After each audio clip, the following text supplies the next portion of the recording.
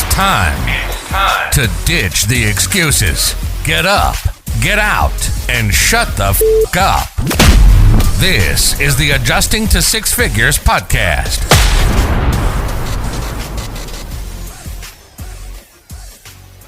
Man, Ethan, thanks again for coming on today's podcast, man. I appreciate it.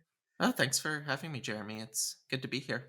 Yeah, and congratulations on the, we talked about it for a sec right before we started the show, but congratulations on the podcast, your podcast itself, the Sweaty Penguin, man.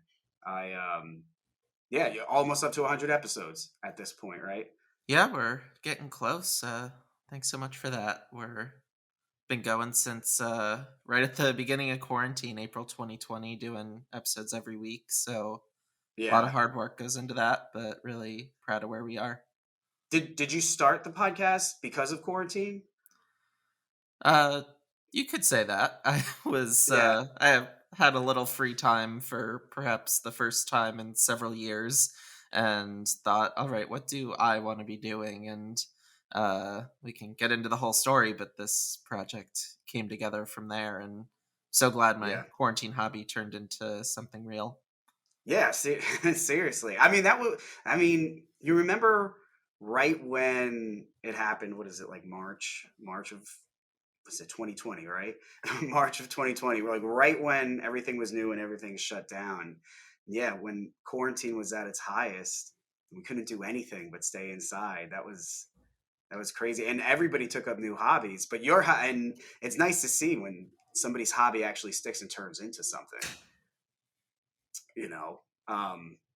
So you started a podcast, and when I hear about global warming, obviously, or name your environmental issue, it doesn't exactly incite any sort of excitement, right? And so I feel like it would be tough to start a podcast about these issues. But, what I like about yours is yours has a snazzy name to it, and it's actually funny, which is strange to me. Because it's supposed to be serious. These things are supposed to be serious, right? Yeah, we say sometimes climate change is a laughing matter. I think that was exactly how I felt when I first learned about climate change as a middle school, high school student. I was like, this is terrifying and we need to do something about this, but this is not remotely interesting or exciting to me. And I even took a senior elective in high school on climate change, didn't end up liking it, and really just struggling to be interested in this. I was going to college for film and television, so I knew I wanted to be a storyteller, but to talk about the environment, which I felt was a really important story to tell, was just such a struggle. And it took until I started kind of taking some classes in college where I realized a little more of an interest. And I think that was in part because before I was finding environmental issues to be so overwhelming, so depressing, and deeply, deeply politicized. And taking some more advanced classes, I was seeing, there's all this nuance to these issues. There's policy that spans all across the political spectrum that you can pursue. And then there's, I don't want to say hope too strongly, but there's certainly a lot of really cool solutions out there that we can kind of pursue and get into and at least make this thing manageable.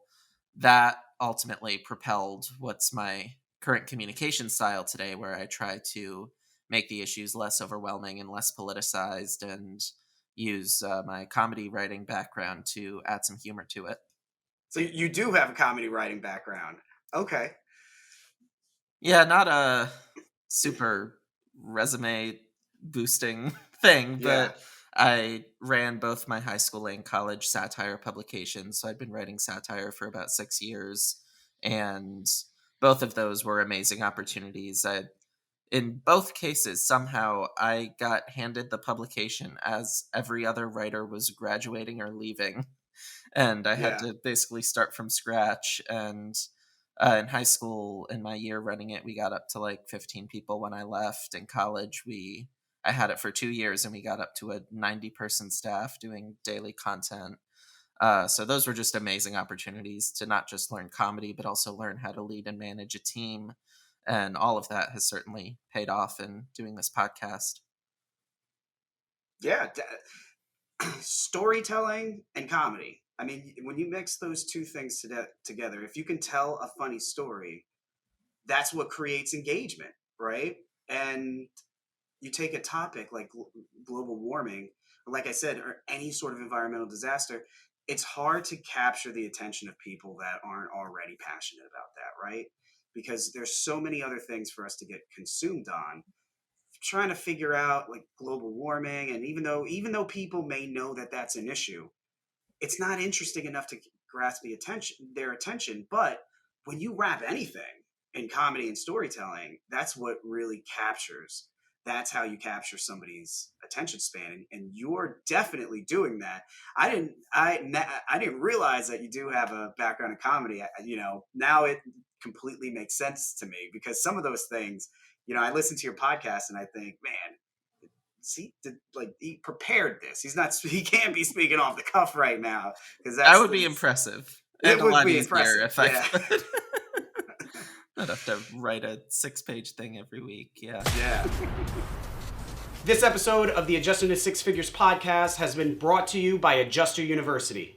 If you've ever been in a car accident or a major medical procedure, then you've probably encountered a claims adjuster before, but probably never thought much of it. I know I didn't, until I found out that there was a little bit more to the job of a claims adjuster than what met my eye.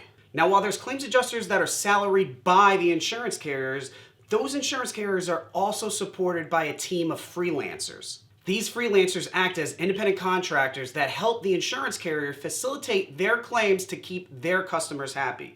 These freelancers are called independent adjusters. Independent adjusters don't work for the insurance carriers, they work for themselves. That means they get to set their own schedule and decide what type of work they want to do. Best of all, independent adjusters, especially the ones that are interested in traveling across the country, can earn over $250,000 a year as an independent insurance adjuster. This is not network marketing. This is not an affiliate program. There's no pyramid involved. This is just a super niche industry that few people actually know about. And this is not a get-rich-quick scheme. This is a get-rich over a long period of time combined with hard work and commitment.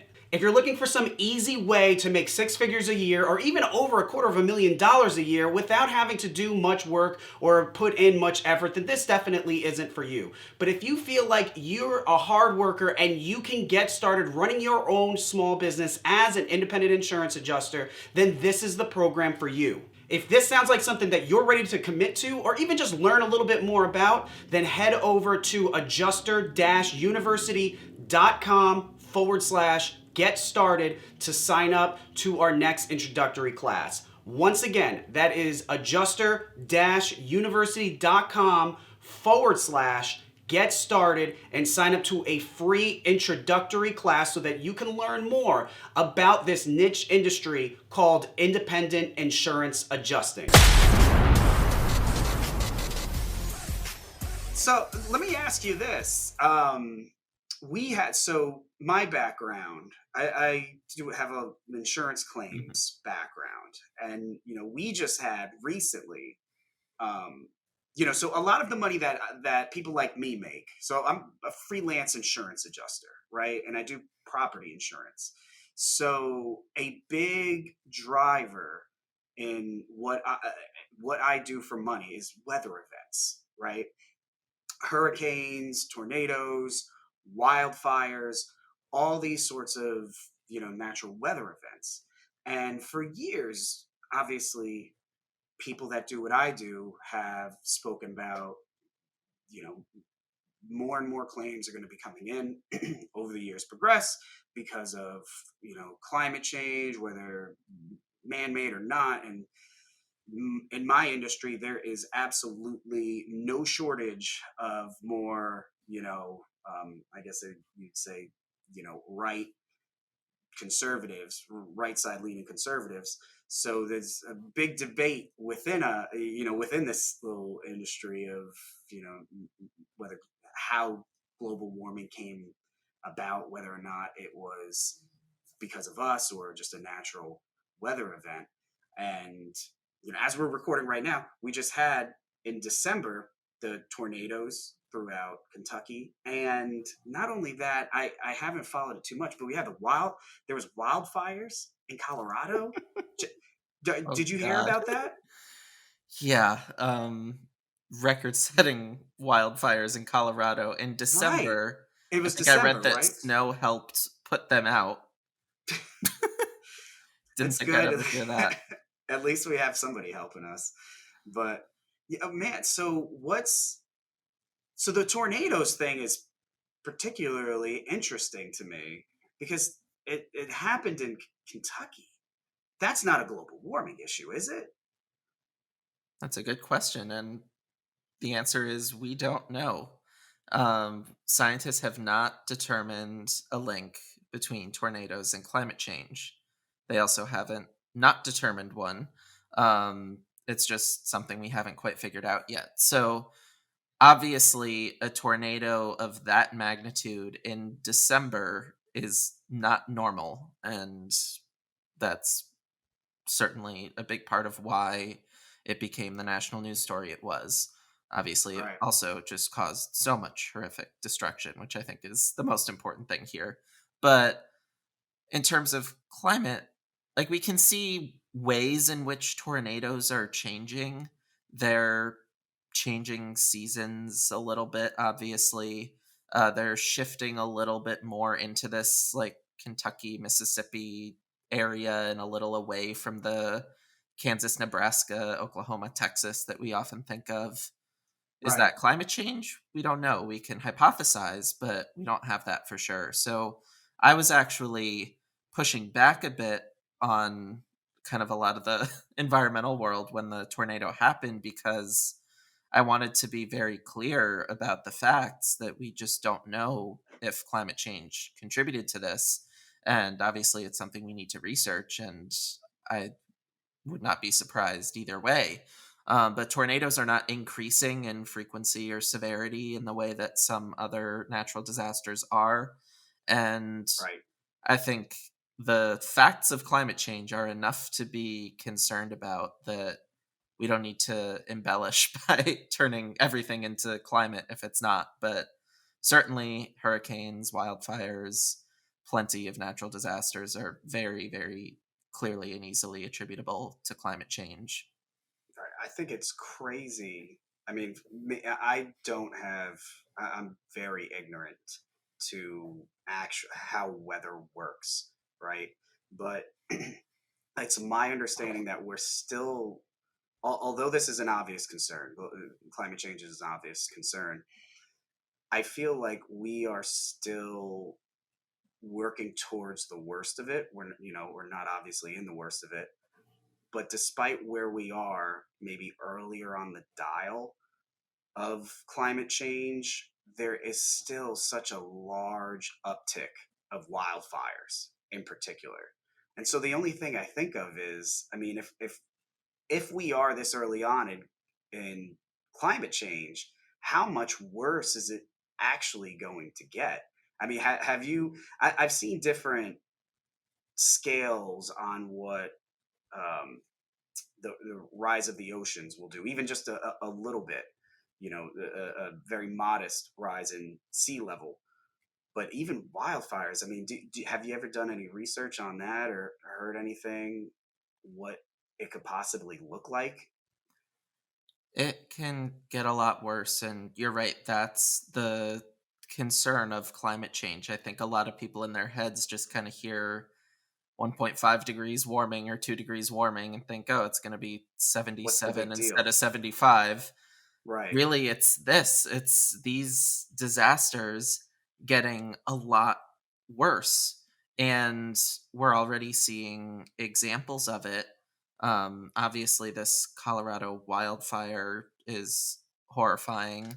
Hurricane Ida last summer hitting Louisiana and ripping all the way through to the Northeast. I don't know that Right. I've ever seen anything like that.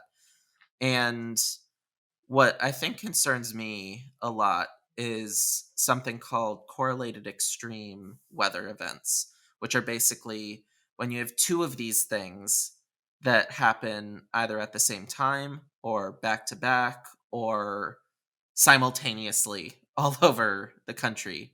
So you think about like a Hurricane Ida. I believe it was Hurricane Henry that hit the Northeast just a few Right weeks before. before. So you think about this hurricane hits, all the soil is soaking wet, it absorbs what it can, the rest of the water runs off.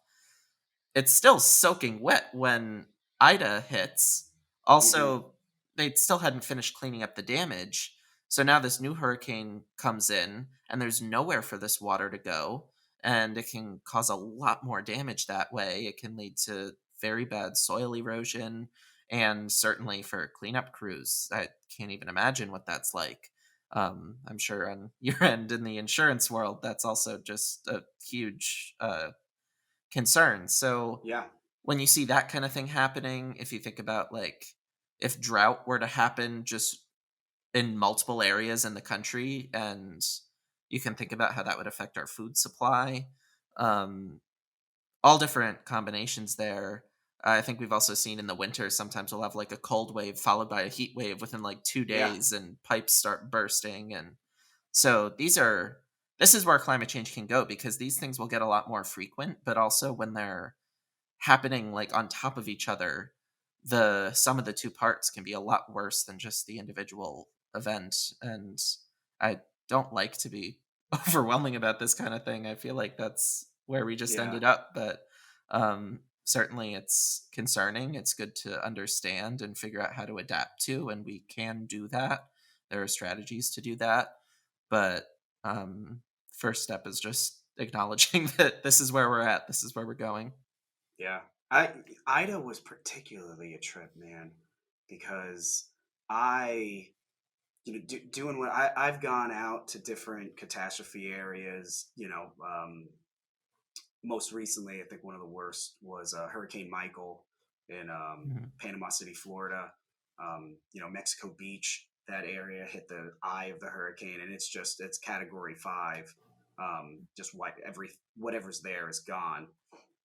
And Ida, and doing what I do, I've kind of learned that if even a Category 1 hurricane hits land, especially one of the southern states, it's not enough for a big industry event for Mhm. me. Once it hits, even if it's a Category 2, it's not a big deal. Category 3 and up, that's definitely where things change. But the one big factor that plays into it is how long the hurricane is over land, because it'll start to die out over land. So when you have a hurricane that rides up the East Coast, starting from Florida, and it pretty much hugs the eastern seaboard, it could still maintain, its strength by the time it gets to where I live in New Jersey. But for it to go completely over land, like Ida did over Louisiana, riding up the Midwest, and then we've had hurricanes like that before, and it hits New Jersey, and by the time it's here, at best, it's a little tropical depression, doesn't mean anything. But and that I'm not sure what Ida was by the time it hit New Jersey, but I knew it was coming, and I didn't care. I didn't care at all. I mean, I've got four-wheel drive on my truck if I needed it, Mhm. but I've never had any reason to worry about that. But Ida destroyed I mean, it was worse in my area here. Superstorm Sandy 10 years ago Mhm. was nothing compared to the effect that Ida had here. And Ida had so much land mass to go over too. And it was the first time, no matter where I've been, Hurricane Michael, any of these other hurricanes that I've been a part of in the past, going to houses and meeting homeowners this time around, it was one out of every two or three that had something to say about climate change and that something needs to be done. And it's interesting that now people are finally coming around and starting to give it a little bit more attention. Yeah, I we hear the refrain so much that we need to fix climate change for your children and grandchildren, and I've just never liked that or bought into that. It's here right now. We Right. need to fix it for us now. I mean, we can Right. be selfish about this. I think that's fine. Um, Is there still a movement of people that don't think that it's real? That was a thing for a while, right? Did everybody accept yeah, that? I think it's evolving. I think that it's just so hard now to not see that things are changing. But there's certainly people who I think would attribute it to natural causes. And I think there's people who just don't feel like it's kind of a top priority or like it's gonna change their lives in a drastic way. And I think in both of those cases, I mean, science would say otherwise, but I also understand that the environmental movement has been atrocious at communicating a lot of these things. And certainly there's been a lot of alarmism throughout the last decades that I'm sure turned a lot of people off. And it is very hard to change your mind once you've set your mind a certain way. So my take on the natural causes thing, it isn't. I mean, we can see that carbon dioxide is a greenhouse gas. It absorbs solar radiation, which warms the planet, and we can measure the amount of carbon dioxide in the atmosphere. We can measure the warming. But at the same time, does it really matter when it comes to just our Right. day to day lives? Like, Hurricane Ida is happening. Either if it were natural, shouldn't we still try to do something about it? Like, Right.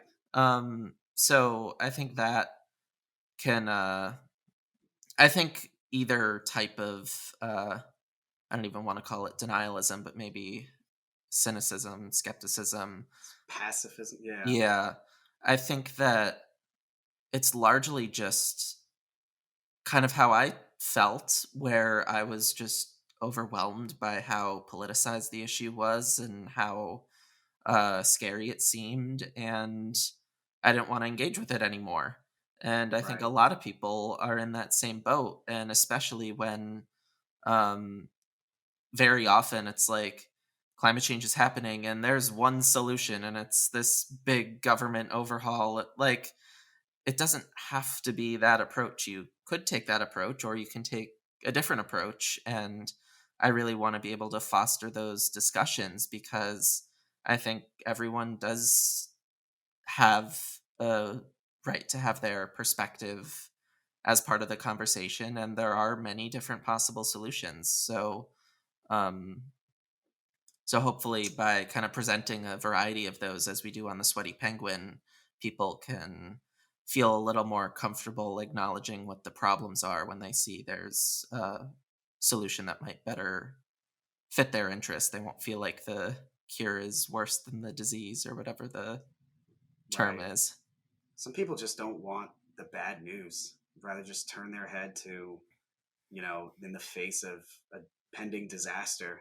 Hmm. Just people are just caught up in their own garbage, and then other people do get involved, but they see it as an opportunity to pick a side and to be a contrarian, and and debate whether the validity of something. How does something like this, that's just right, the science is there and it's happening and people are talking about it. It's interesting how, I guess, in American society now, that's we have to politicize so many issues like this, that I mean, if it's something that requires involvement of the population, it's politicized Yeah. immediately.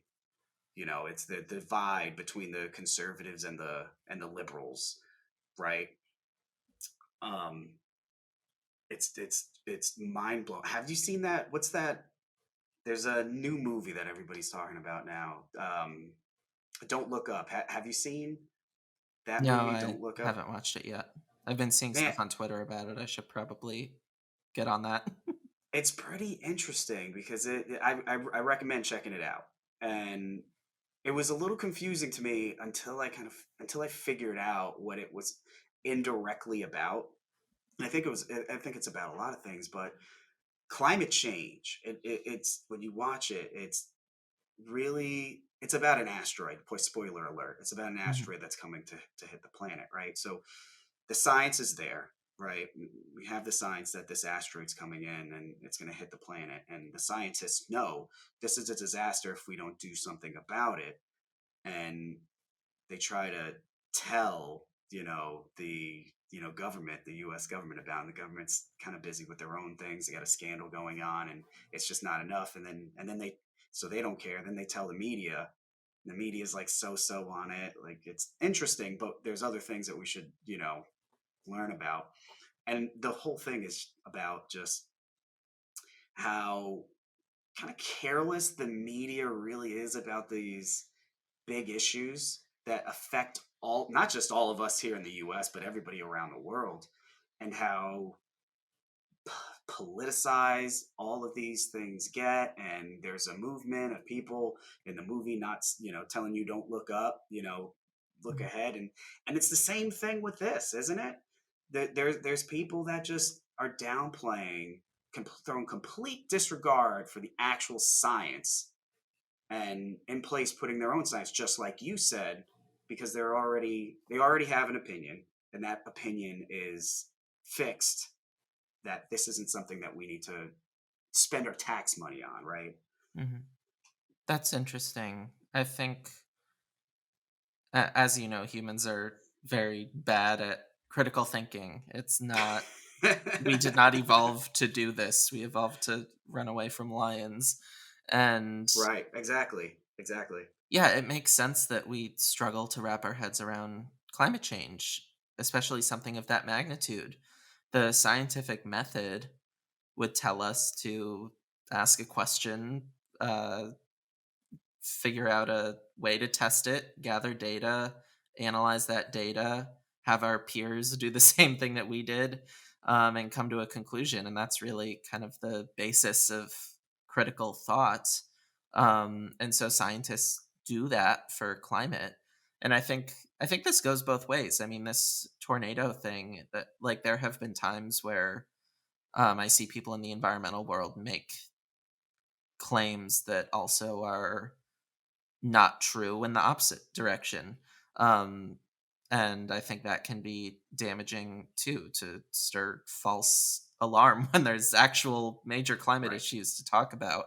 So, whichever way you look at it, it's really important to think critically. And I really put a lot of emphasis into that in the Sweaty Penguin. Now we actually have a team member who was not involved on the episode fact check every fact in the episode, which I think is just one more way we can kind of express to our audience that we're taking this seriously. But it's, As you should, right? yeah, it's important because ultimately, I think if you're not just speaking from a fact-based perspective, you start to lose trust. And so, what we do each episode in the comedy monologue, it's broken into two segments.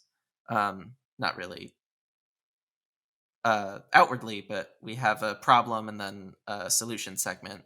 And the problems will really just stick to the facts, not much opinion comes in. We'll talk about how it affects the environment, but also how it affects the economy or health or justice or national security, any issue that we hold near and dear. And then in the solution segment, I never say like this is the solution we should do. I'll Right. always present a variety of options. I'll discuss the pros and cons of them, and I'll let listeners kind of think about it and make up their own minds. I really just want that conversation to happen. I don't really have a stake in what solution we do. I mean, we're coming up, there will be an episode on solar power where I actually break down some of the issues with it. They're fixable and we should fix them. But that's not to say solar is bad or anything. I think it's a very promising technology. But you can do this for everything. Like, there are nuances and we should talk about them and iron them out. So it's, Right. yeah, I think coming from a critical place and really being honest and trying to embrace the nuance rather than just say ban everything. It's Right. important. I've heard that, and again, this could be the same thing with all the misinformation about climate change.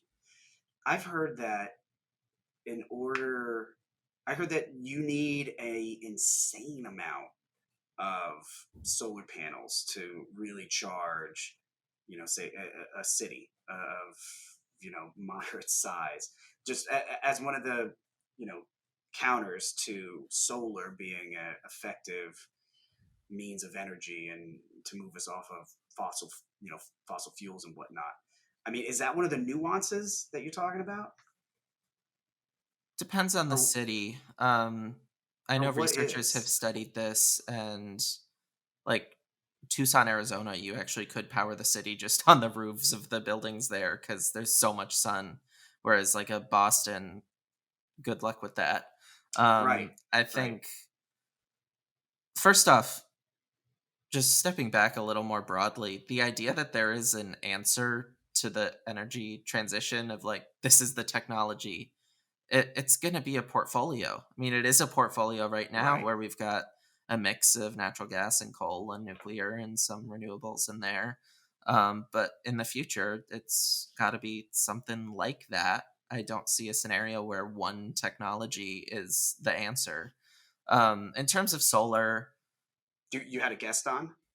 yeah, we have a expert on every episode, a professor from Ooh, somewhere around the world who researches the subject. And it was a really interesting conversation, actually. I know that solar requires some mining to get the materials to craft the solar panels. That can be done sustainably. It sometimes isn't today. You have just the amount of land required to um, put up that's all big the too. solar panels. That again can be done in a very strategic way.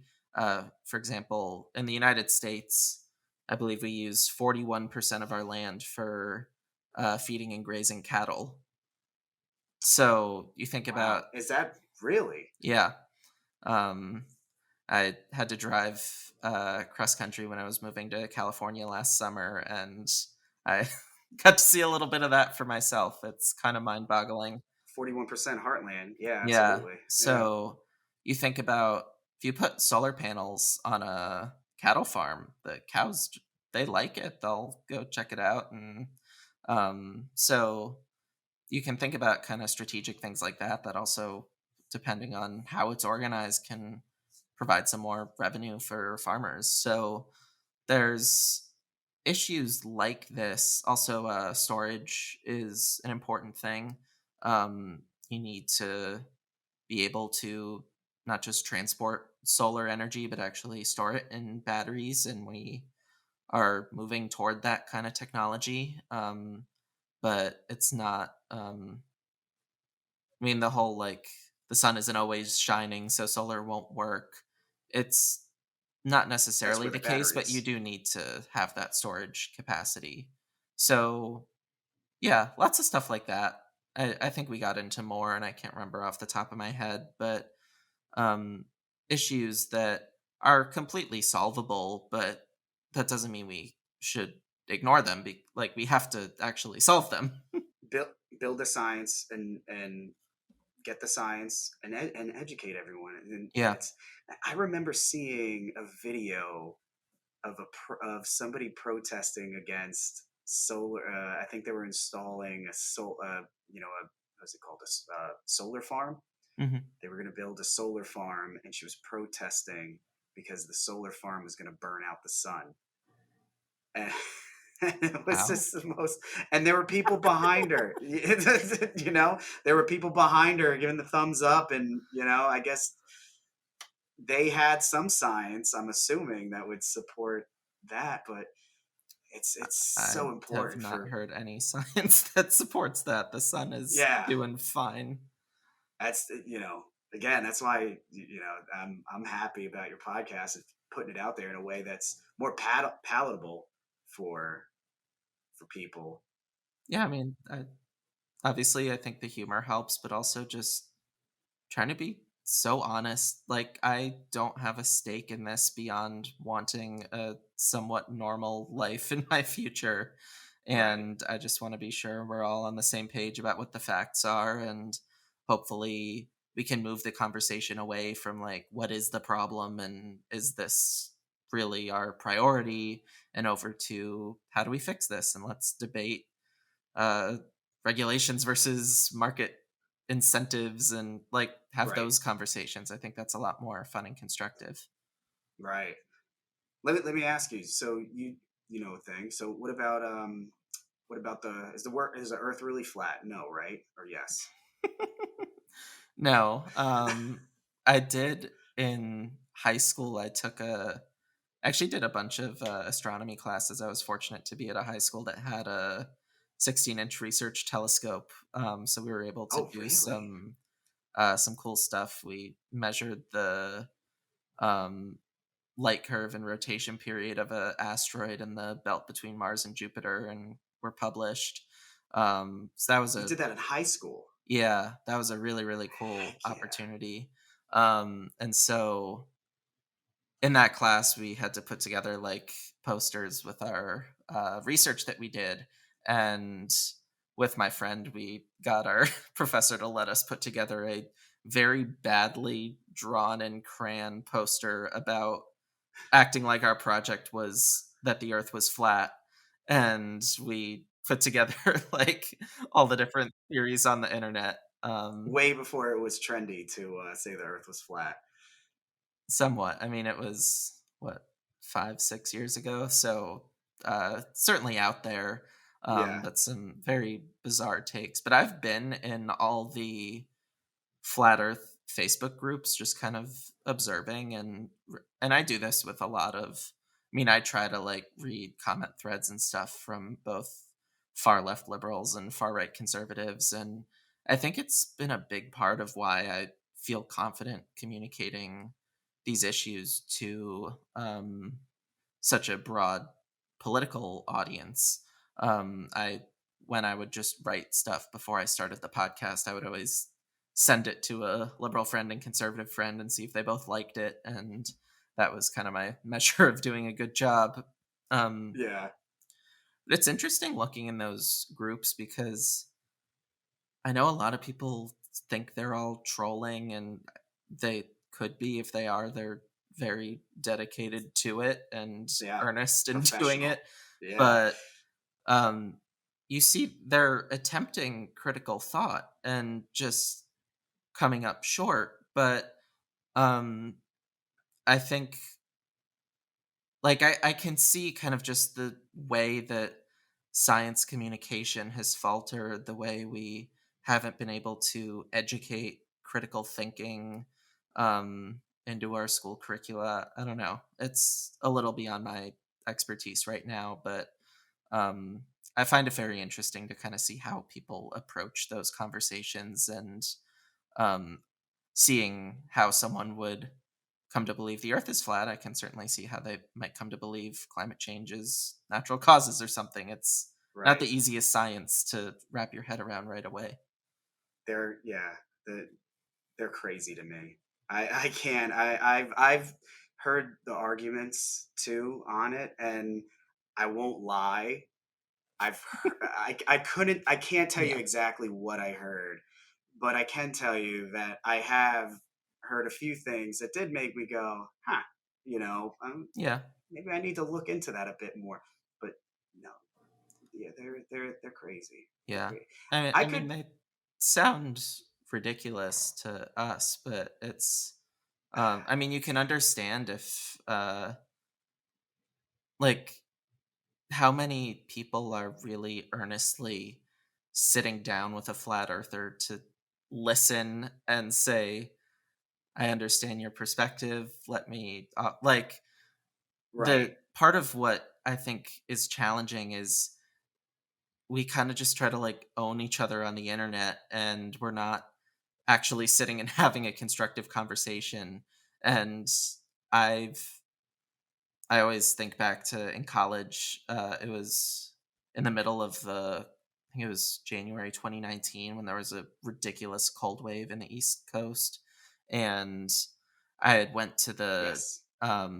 convenience store outside my dorm to grab a snack, and the cashier, as I was checking out, he was just like watching some documentary on his phone or something, but he was like, "Hey, this global warming thing is clearly like he's made some comment." And I, environmental analysis and policy major, was like, "Well, actually, the it's super counterintuitive, but you have the polar vortex, which kind of keeps the cold air up in the Arctic. And when the climate warmed, it sort of caused it to wobble, and we had this cold air that came down, and that's climate change actually contributed to this cold wave."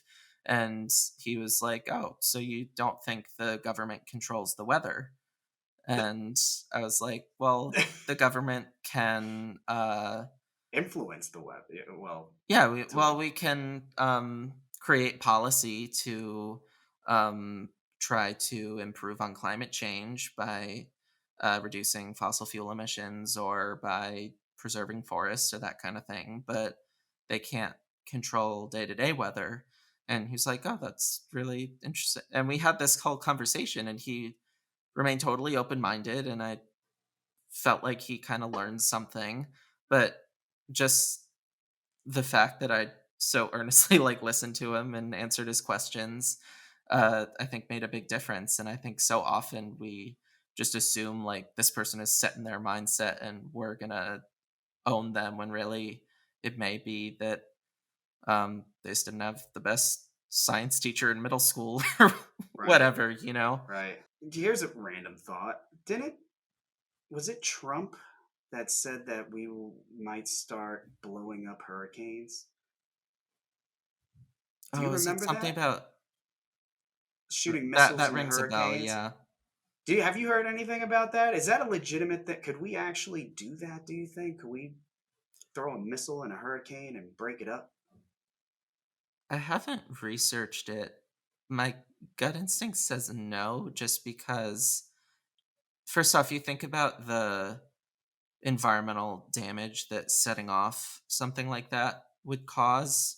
I mean, if you're throwing that into the Right. ocean, I don't know exactly the impacts on marine life. Certainly, That's just too true just too. Yeah.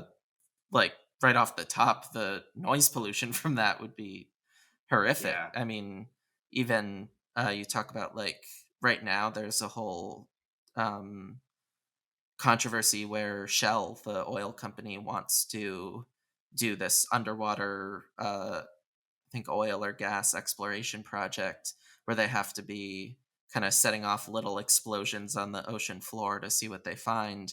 And those That's going on right explosions, now. yeah, those explosions would disrupt whale mating seasons. The noise, I guess, is doesn't do it for whales. So um, you think about that having such a big ecological problem. Imagine a missile in the ocean. I don't know Right. quite how bad Right. that would be. But I don't.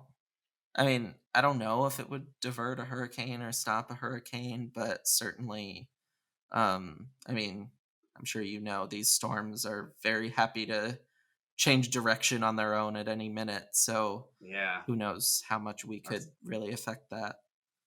change direction, stop, do a little loop to loop around land. I remember Yeah. during Hurricane Harvey, it was the most gnarliest thing. It came up, went over Houston, went out to sea, and then made a U-ey, came back up to Houston, forgot where it was going, and just hung out for a little bit, and then just kind of fell apart. It was like a drunk from New Orleans.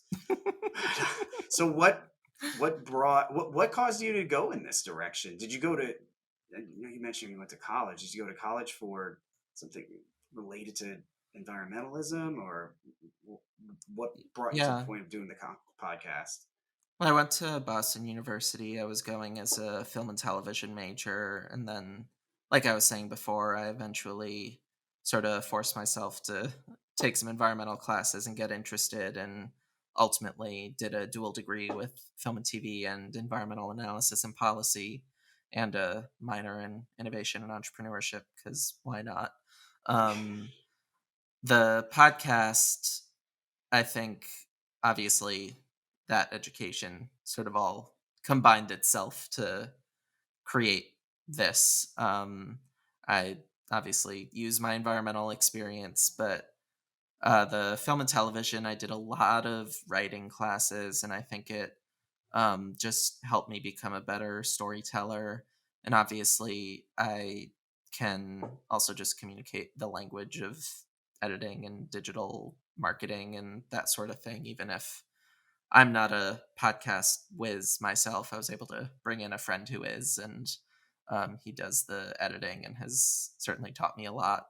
And then the innovation and entrepreneurship, I think, has been a big help in both solidifying the idea, keeping us grounded to our mission, and obviously leading and growing a team. So that's how my education would play in.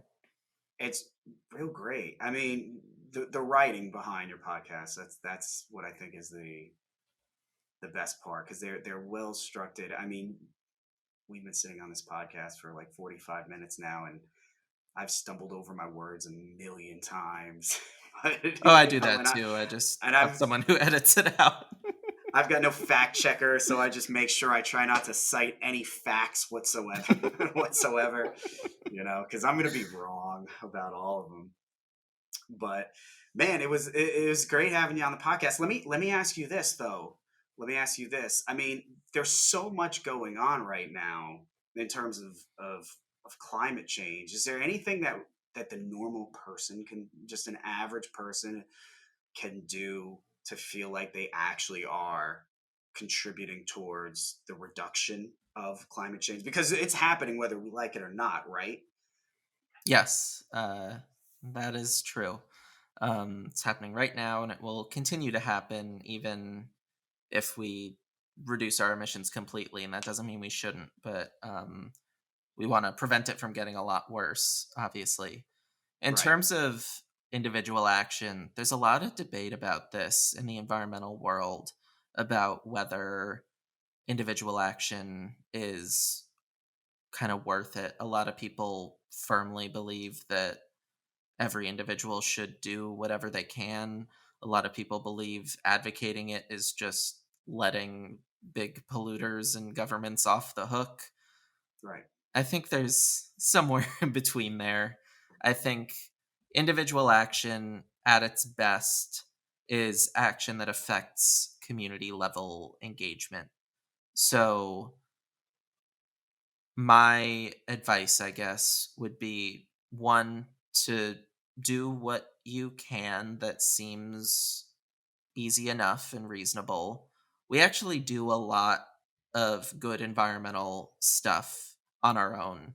And we didn't really get to get into this a ton today, but climate change is really about being efficient and being smart. It's not about having to take a ton of drastic action sometimes. It can be about how do we make our heating just work better so it doesn't use as much energy. How do we, I mean, you can get into all different angles there. But you think about, like, for me, I love beef, not giving that up anytime soon. I don't think that's an issue. But um, I'm not a big fashion guy, and so I see no reason to go out and buy new clothes every couple weeks. And fast fashion contributes a great deal of carbon emissions, water pollution, etc. Not to mention a lot of labor and human rights issues. So I think you can kind of take those steps where it fits into your life. I don't think you should try to do everything at once and become a vegan and do new car. Like, I think that Right. that can be sort of like dieting, where you just fall off the wagon. So Right. I think sort of doing what makes sense to you. If you're not a big meat person, yeah, cut back on it. If you are, then maybe see what's sustainable or certified or whatever. But you don't have to feel like you have to do everything. But then from there, I think it's really important to be doing your research. Um, for instance, an electric car, if you buy an electric car versus just use your current car to the end of its life, using the current car is going to have a lower impact because of all the inputs to create a new car. So Right. very often there's these things that are not only just economically better, but environmentally better to just be smart about the issue. It's not being wasteful, right? I mean, that's a big part. It's just the wastefulness of the average person here in the Yeah, U.S., right? exactly. I always say don't make fun of vegans as much as it's fun. They're doing us a It is big fun. number. Um, yeah, I'm kind of eternally grateful for people who are willing to do that for me, Yeah. um, whatever their reasoning may be. And then I think at the more community level, find ways to use your voice. And this, for me, was a big challenge because um, sort of, I didn't put a ton of effort into going the activism route, but I very quickly realized it wasn't for me. I went to one protest and was like, this is just too crowded, get me out of here. But also it just wasn't for me because like like I love the nuance and the intricacy of these things, and I can't hold up a sign with 3 words on it. Like I want to be able to get into the weeds. And so I Right. found myself as a storyteller with a film and TV background. I could use my voice the way I am with this podcast. And I think for other people, whether it be writing, whether it be trying to do something in their community, whether it be looking at their business where they work and see, hey, how can we be a little more efficient, save some money, and also do something good for the environment? A lot of ways people can do that. And then my last one would be figure out, um, talk to someone you disagree with. And I think it can be about anything. That's a huge one. Doesn't even have to be about the environment. Just being able to have those conversations and not hate each other, as difficult as that sounds in this day and age. And fine if people want to disagree with me on this, but I think that's so important. If you look back to the 1970s, we had a Democratic Congress and Republican presidents, Nixon and Ford. We passed the Clean Air Act, Clean Water Act, National Environmental Policy Act, Endangered Species Act, several more big environmental legislation, and we established the Environmental Protection Agency from like 1970 to 1976 in a divided government. And largely that was because we had, there was a big oil spill in the late 60s. Rachel Carson's Silent Spring came out in 62. There were a lot of stuff going on where people were a little more aware about the environment, and people were willing to talk to each other. And certainly the Democrats and Republicans didn't agree on everything either, but they agreed on what the problem was because they were talking Right. to each other. And I think just if we can take that little step of just talking, well, we might be on the same page a little more. And then even if we disagree on solutions, we'll ultimately make progress. I couldn't agree with you more on that last one. That last one is huge. There are people that are open to having someone else with an objective view, and then there's others that aren't. And I don't know the statistic or anything, but it sure as hell feels like most people just want to be surrounded by people that agree with them, right? And Yeah. that's like the divisiveness. That, I mean, that's our divided nation right there, pretty much. It's, if you believe one way, you hang out with people that believe that way. If you believe another way, then you hang out with people that believe that way, and you get together and you protest or try to take over a government building, right? Yeah. But there's such a small percentage of people, a smaller percentage of people that are willing to have that person with the objective view, because we're not always right, right?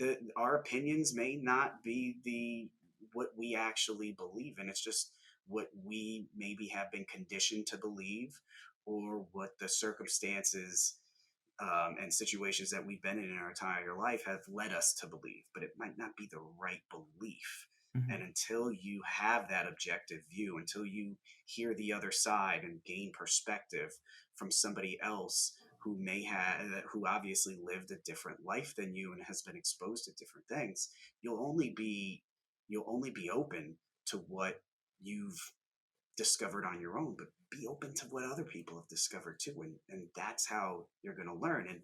And I've gotten a lot of that just from this podcast with you right now.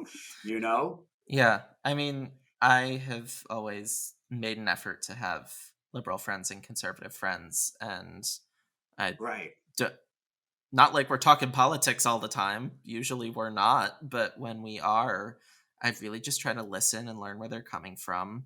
And there have been times where they've convinced me of something that uh, I didn't agree with, and now I do, or vice versa. I think just listening and having an open mind is so useful. And I know that today we're in a world of some really divisive issues, especially a lot of social issues about how we view the world. And I get why people feel like if someone believes X, they are fundamentally immoral and I don't want to engage with Right. them. You don't have to be friends with, I mean, I've done that, but you don't have to be best friends with the person. But I still think it's worth just understanding why they think that. Um, Right. I think some of and I'm not going to get into the weeds because I'm no expert on any of these issues, but some of these big social debates going on in the United States right now, just for me, by kind of following comments on pages of both liberals and conservatives, I see that we're just coming from such different places. And so I think the way we often communicate to each other is completely flawed. Right. Um, so yeah, I think the more we can just engage and learn what the other side's thinking and why they're thinking that way. And for me, it's interesting coming from just a more, I, my interest in politics only extends to my desire to have a normal life. And it's Yeah. not, it's not quite so entrenched as I think a lot of people might feel in their belief of we have to do things a certain way. So I really just take things as they come. I look at each candidate as a person and not necessarily um, picking based on party. Right. And so for me, I don't like the word undecided per se because I feel like I ultimately do make a decision pretty easily. But um, Moderate is a good word. yeah, In the middle. Right. yeah, I like that word better. But I honestly don't like. I have some takes that I think a lot of people would call like on all different spots on the spectrum. It's not even like Right. I'm in one spot for everything. So certainly for me, it's really just about listening and learning and trying to do what's right. Right. I'm the same way. I hate when I hear people say that they vote Republican or they vote Democrat. I'm like, I get it. I get it. You're a part of a party and you're going to support your party, but do you have your own individual thought? Maybe have have you? Yeah. And I don't think I've ever agreed with anyone on everything. I think it's just, No. but You should never agree with somebody on everything because then yeah. who are you? Yeah. It's it's maddening. I mean, another thing we do on the Sweaty Penguin, I never invoke any politician's name, like, period. Maybe if they're like a state consultant for a governor, like, but Right. um, I really, and even then, I'm not going to tell you like this is the consultant for the Democratic governor of this. Like, I'll leave that Right. out completely. And I think oftentimes we come into an issue knowing this is where the politician we hate stands and this is where the politician we like stands, and then look at that, we end up with the one we like. Yeah. I know they've done Right. studies where they'll give like liberals quotes from conservative politicians and claim they're liberal and vice versa, and the people end up liking it and then they realize who it was actually from. Right. So Right. yeah, I, I agree with you completely. Be able to think critically yourself and engage in these conversations and be willing to open your mind and have it changed. It's important just to be yourself, man. Be yourself. Have your own opinion. Do the research and don't be vegan.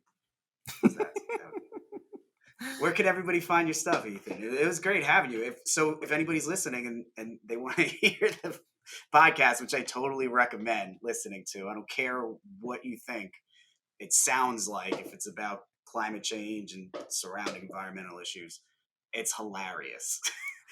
If you're like me, it's hilarious. Where can people find that? Oh, thank you so much. You can find the Sweaty Penguin wherever podcasts are hosted: Apple, Spotify, Google Podcasts, whatever. We're also at thesweatypenguin.com, and our partners, PBS's National Multi-Platform Climate Initiative, Peril and Promise. So you can find us on pbs.org as well, which is very fun. That's awesome. Social media, we're on Instagram, Twitter, TikTok, Facebook still. I don't know why. Also, I'm at that same point right now too. I don't know no one why. even sees the posts anymore. It's getting exhausting. The other thing I'd suggest, if you're interested in supporting the show further, we have a Patreon page, patreon.com/thesweatypenguin. We've got merch, we've got a lot of bonus content, exclusive stuff there. So feel free to check that out as well. It really helps us out. Sweaty Penguin, it's the hottest podcast in Antarctica. I love that. That is fantastic. Go check it out, guys.